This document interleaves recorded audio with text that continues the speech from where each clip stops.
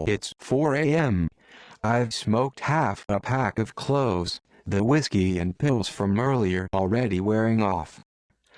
I haven't slept in 55 hours, and I'm running on energy drinks, mania, and spite.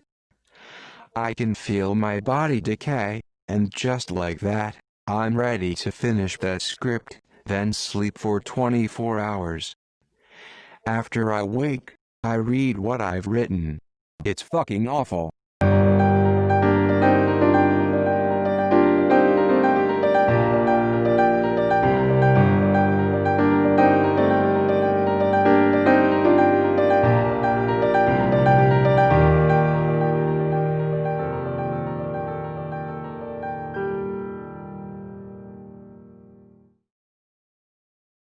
Stop me if you've heard this one. We're in a global pandemic. Aside from wearing masks, social distancing, and limiting travel, the best course of action is to stay inside. If you're lucky, maybe you work in an industry or office that allows you to telecommute. If you weren't lucky, and you're not an essential worker, and are one of the 20.5 million unemployed Americans back in May, you're stuck at home anyway, with way too much time to fill. So much about the future is uncertain. How long will the quarantine last? Is the economy going to be okay? Are the people you know and love safe? And how is this going to affect world history? You're stuck at home in dire need of a distraction or an outlet for this collective trauma. There's currently no excuse for you now not to learn how to draw, play guitar, or write that book. If you don't, you're kind of wasting your opportunity here, right? Perhaps that's too extreme. Have you heard any of these? This administration is going to give us so much good art. I can't believe they're gone. I should really start working on that memoir. You never know. Losing this job was a sign. I'm going to XYZ. Not examine your zipper, unless that's your thing. It sounds familiar, right? Bullshit often does, especially when it's this dangerous. We obsess about stories. As a species, we thrive through narrative. Success stories, full of adventure, fortune, and the idea of getting what's yours, are everywhere in modern culture. These stories, fiction or not, they tend to involve massive effort, failing time and time again, but having the perseverance to move towards something bigger. It's sugar for the mind and soul, sweet and filling, but lacking any real substance to keep you alive. I'll be honest though, there's another type of story that captures us just as hard. Stories of people ahead of their time, struggling to get by, failing to face their demons, which, unfortunately, often leads to them dying tragically. Stories like that are like cocaine for the mind and soul, as addictive as sugar, and much easier to overdose. It's an obsession, really. There's a club for artists who died at the age of 27. Musicians you've probably heard of. Kurt Cobain, Amy Winehouse, Janis Joplin, Jimi Hendrix. Beyond that, there's the archetype of the alcoholic author, the Hemingways. They might be heavy drinkers, but they are a genius with the written word. You have your Sylvia Plaths, the devastated, heartbroken poets whose words are either a curse or a gift, depending on the day. There are the Nikola Teslas, genius innovators far ahead of their time, their peers and the general public unable to understand. And then there's Robin Williams. I was at my parents' house. I was working on a comic script, checking Facebook periodically to see who'd break my heart next. I thought I'd be a redhead in combat boots. Instead, it was a friend posting that Robin Williams had just committed suicide. It hurt, and it hit everyone I knew differently.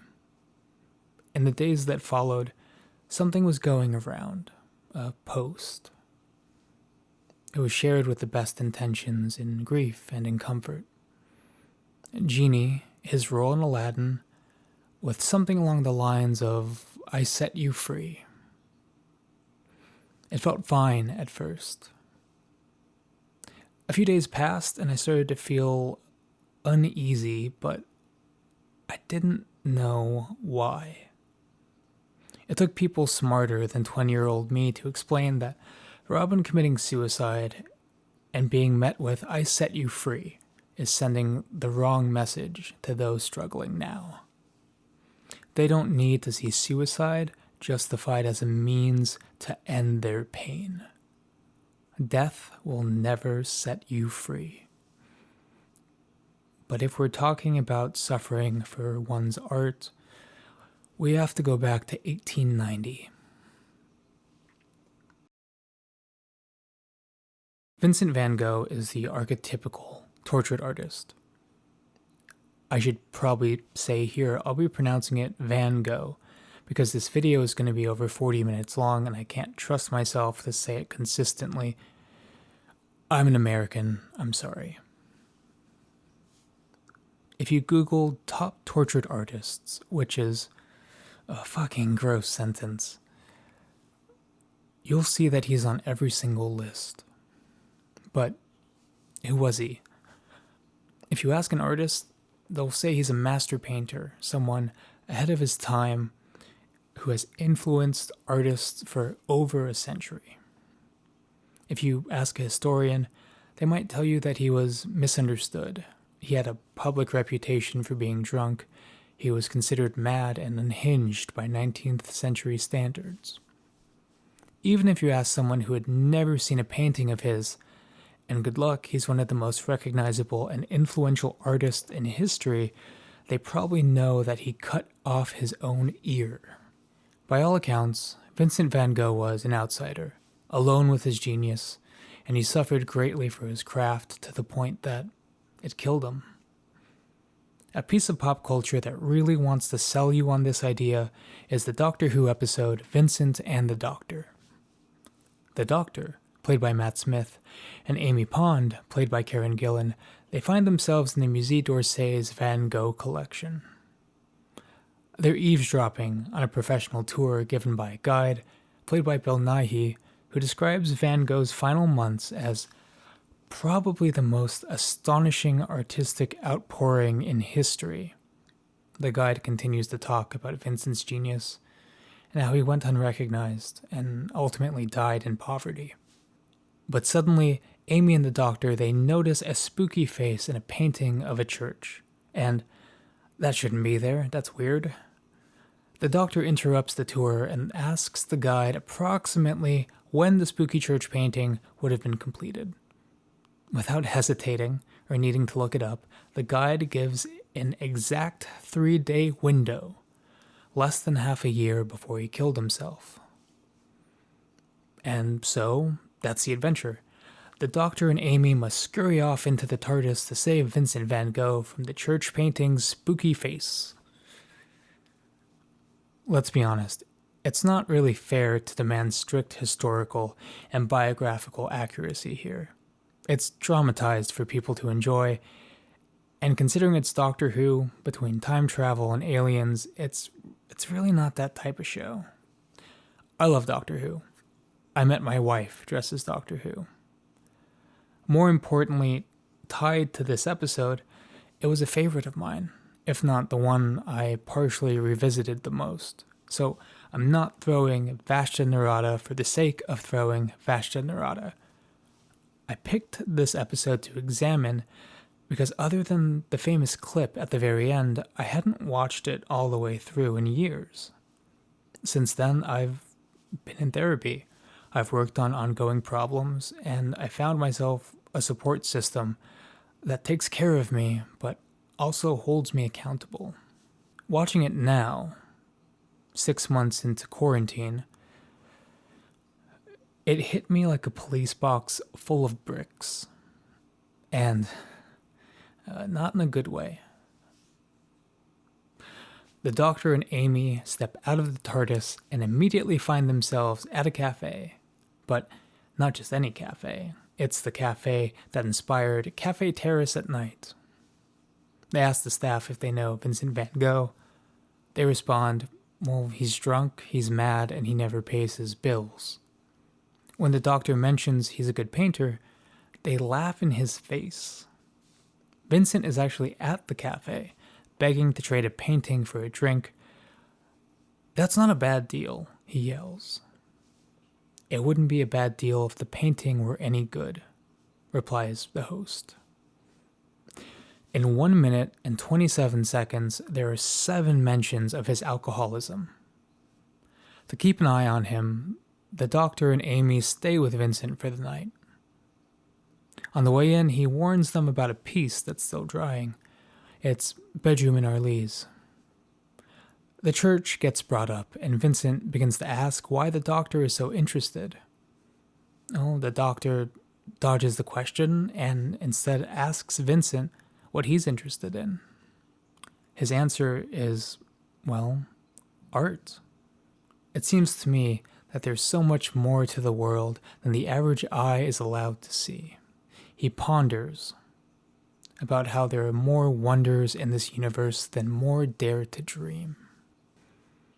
He understands Amy and that she's depressed on the inside. He notices her crying before she does. It's all right, he says. I understand. Amy's response was, I'm not sure I do.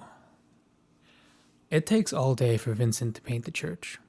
The alien shows up in the evening and they do end up attacked. While the Doctor can see it using a device from the TARDIS, Vincent can see it without any problem. It takes some quick thinking, but they learn that the monster is blind. It rushes towards them, and Vincent kills it. The Doctor can translate the alien's last moments, speech. It says, I'm afraid. I'm afraid. It was frightened. It attacked because, like the people who hate Vincent, the fear was just too much. As they make it home, Vincent psychically links with the Doctor and Amy to show how he sees the world. The night sky becomes painterly, in the style of Starry Night. The Doctor exclaims, I've seen many things, my friend, but you're right. Nothing quite as wonderful as the things you see. What I like about this episode is that it's a good watch for people on the fence. Blink, the introduction of the Weeping Angels, tends to be everyone's go-to. The Weeping Angels are iconic, and the premise is great. But if you're going to show Blink, I always suggest showing this immediately after. The Doctor is actually in this episode. He and his companion travel back in time, and they interact with a historical figure we all know and recognize. Smith and Gillen, they're always great, but Tony Curran is the best thing about this episode. Honestly, he's the reason people connect with it so much. The look is spot on, but his acting, from delivery to how he's able to convey a true sense of sadness in his eyes, it makes his Vincent van Gogh feel so alive and lived in. What don't I like about this episode? Even excusing the shorthand necessary to make a show like Doctor Who work, as a narrative, it makes me uncomfortable. We're told upfront how important and influential he is, and that this is the period shortly before he killed himself. Going back in time sets up the idea that we need to stop that from happening. When we see people laugh at the idea of Vincent being a fantastic painter, or when we see how everyone is terrified of him, we have the power of hindsight on our side. Fuck those random, nameless, fictional peasants. Amy Pond, throughout the episode, flirts with Van Gogh, and they have actual chemistry.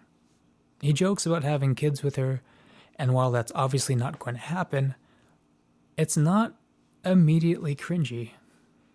Who saves the day? It's Vincent. Why? He sees things you, me, the townsfolk, Amy, and even the doctor can't. Vincent saves the day because only he can. The episode is peak nerd wish fulfillment. An unpopular guy, a nobody, manages to save his home from a monster that only he could stop, while impressing a beautiful woman along the way, obviously. And that's par the course in this type of storytelling. It comes with the territory, and I'll give it props because unlike the other types of nerd wish fulfillment, this encourages following one's creative passion instead of some's dream for violence. If it ended there, it would be well within the parameters of genre.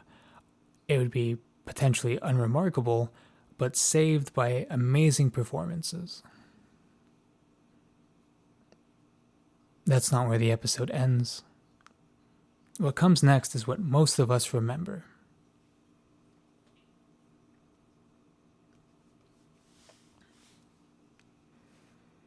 The doctor and Amy get Vincent all cleaned up and take him to 2010.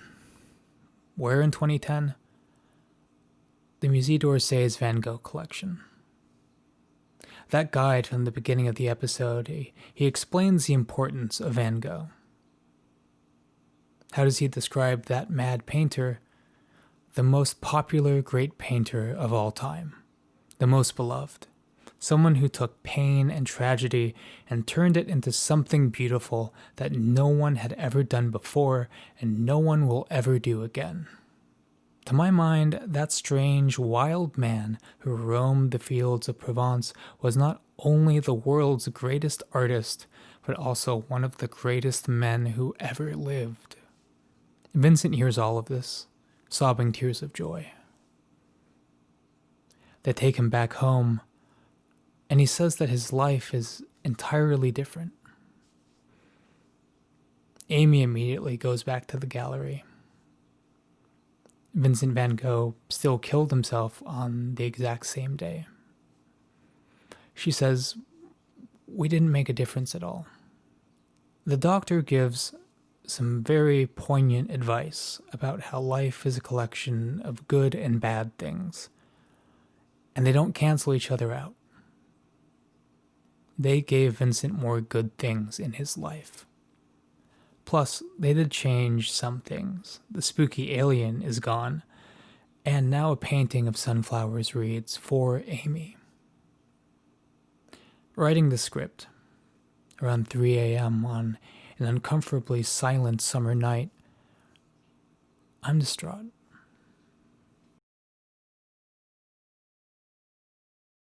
Isolated, watching that museum clip, it will make you cry. From the way it's shot, the direction, Tony Curran's performance as Vincent, Bill Nighy's speech about the paintings and the painter, they all work together to elicit a feeling of melancholy, sorrow, and heartbreak. Each piece is a cog in a machine designed to make you feel the immense sadness for what could have been with the life of Vincent van Gogh. But saying all of that, do you know what it reminds me of? That Robin Williams post. It hits me with that familiar heartbreak, but if I take a few steps back and examine the episode, the message reveals something very dangerous. Even if it wasn't intended, this episode shows Van Gogh's life. It frames his suicide around his genius, his trauma, his isolation. That's what the episode is about. Vincent van Gogh lived a tragic life and died before any recognition for his art, but there are still glimmers of love to be found. If it's true for Van Gogh, it's true for you as well. The things they yell at Vincent, I've had those things yelled at me both as a child and an adult. The stigma of mental illness has cost me friends, relationships, work, opportunity, as well as things like financial security and emotional support. We do things like justifying his addiction because it's part of the mythology of Vincent van Gogh. He's an outsider, a genius who no one could possibly ever understand. Wouldn't you drink to deal with that? Yeah, I would. And I did. And it was awful.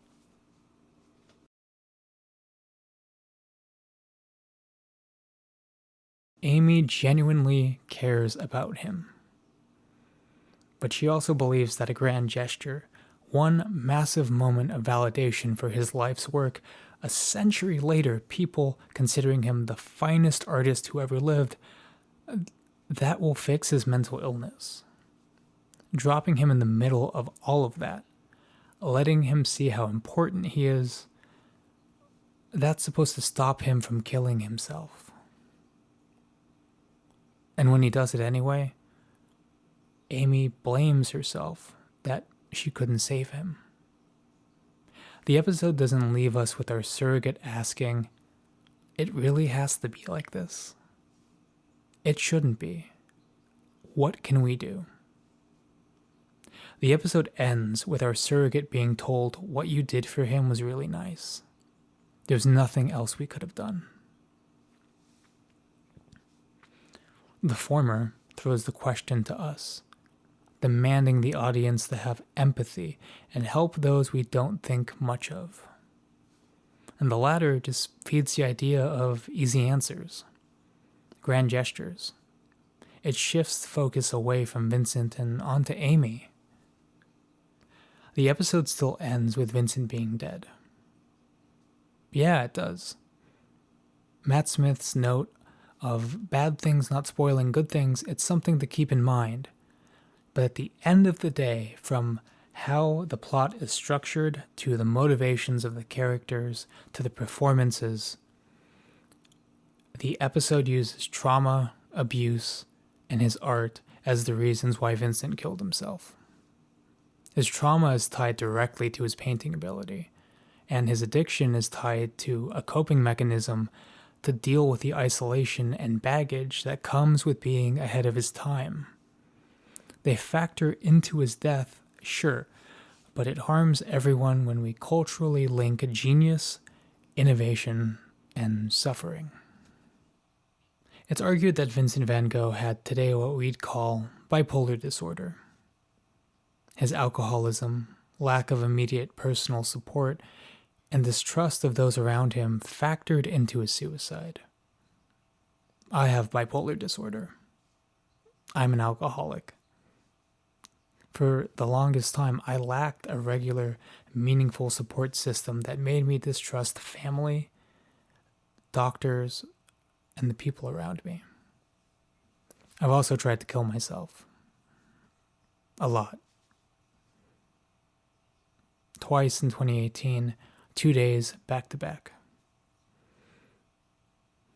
Some family reached out and asked how I was doing. I replied with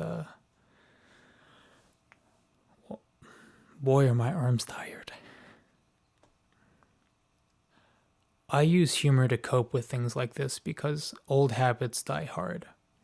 When I was younger, I considered all of that a part of life. If you're going to be an artist, you've got to be fucked up somehow. If you're going to make them laugh, you need to be broken on the inside. If everything went right and you didn't have any type of mountain to try and climb, could you even call yourself an artist? Yeah, you can, and you should. All art takes blood, sweat, and tears, figuratively. It's a process. Everyone is different, and you deserve to live safely and make things on your own terms. We, popular culture and those who digest it, love the idea that there's a natural, secret formula for being a great artist. It's not an understanding of one's craft. It's being immensely talented but rejected by one's peers. Alcohol eases that pain, right? It's not having good fundamentals in the field you're working in. developing a unique style, building on common themes and motifs that connect you to a wider canon. It's mental illness, something that makes you an outsider. It's something absolutely no one could possibly ever understand except yourself. When you think no one will ever understand you, you get lonely. I don't know about you, but when I get lonely, I think about dying and how nice that sounds.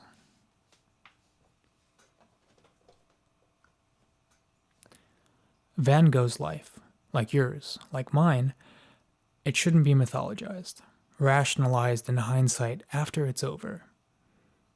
His life story, your life story, it doesn't have narrative beats that flip a switch to change course. And while we editorialize our own stories, we risk fetishizing a life that is conveniently formatted into 3 acts instead of lives that are strictly human. Complicated, illogical, a beautiful, staggering tragedy. This problem is cultural, beyond fiction. It's how we treat others with indifference when they're struggling, but change our mind once we find out that they have a beautiful gift. That homeless guy fighting to stay alive is ignored unless he has a gorgeous voice and a tragic backstory that makes him worthy of help. It's in how we treat ourselves. When something terrible happens to our communities or to us or the world, enough artists will pour our lives into our work at the cost of our health, stability, and safety, because making our art is more important than taking care of ourselves. And if we're at home in a global pandemic and we're not busy working on things, to us we're wasting time. And that's wrong. It's in how we deal with death and grief. People who blame themselves, and it eats them away until they're broken. Or worse, people who mourn those who are dead, but refuse to see a pattern, failing to prevent it from happening again.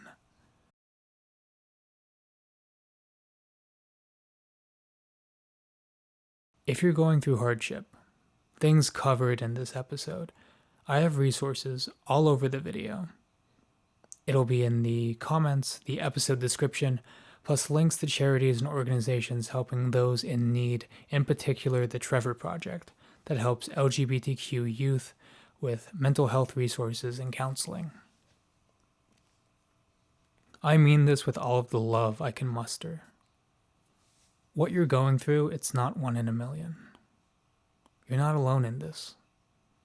I can promise you that whatever you're feeling right now, someone else is feeling it. So many more have felt it, and I can't tell you how many more will feel it after all of us are gone.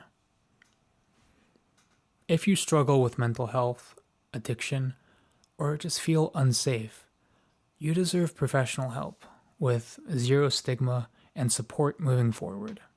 Healthcare, including mental health care, is something that should be available and accessible to everyone.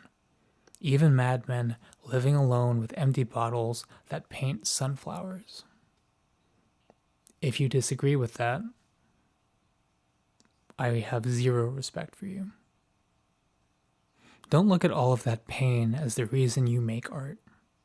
It may be a factor, but it's not an identity, at least not one that'll last. The reason you make the art you make is because it's important. It's yours. You might not be able to paint like Van Gogh, but that has nothing to do with being unstable in a field or not good enough. It's because you're not Van Gogh, and he can't do what you do, even if he put his entire soul into it. The art you make is important because you make it. And the fact that you made it is a gift.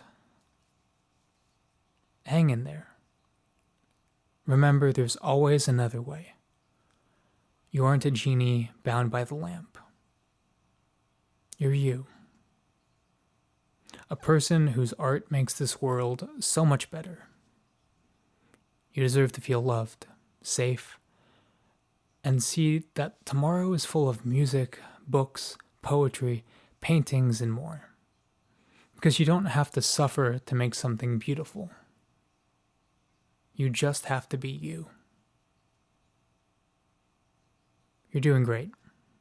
I'm proud of you. I'm rooting for you. I can't wait to see what you're making next. Thank you for listening. Please be safe, do good among you all. But before you go, a lullaby.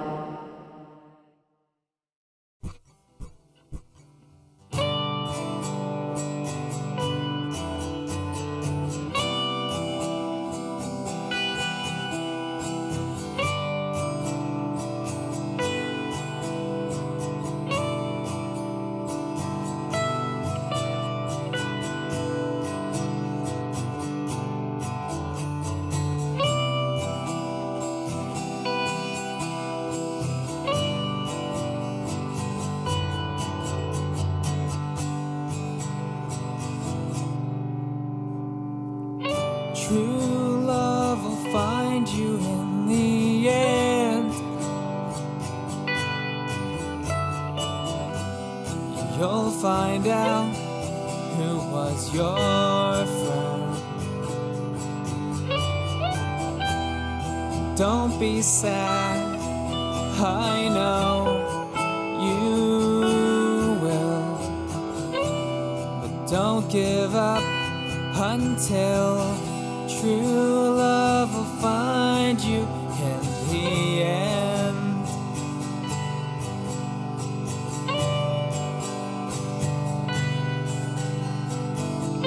This is a promise with a catch,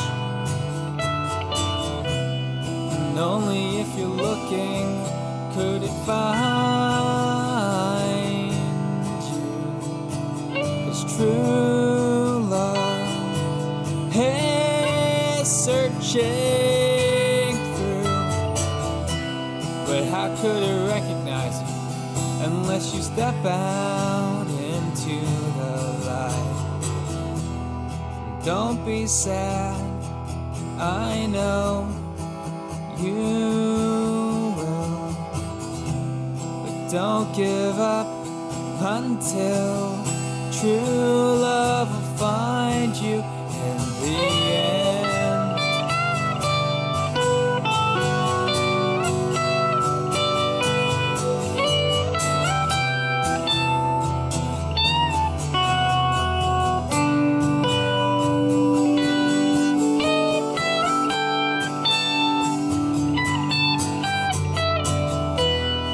Don't be sad, I know you will, but don't give up until true love will find you in the end.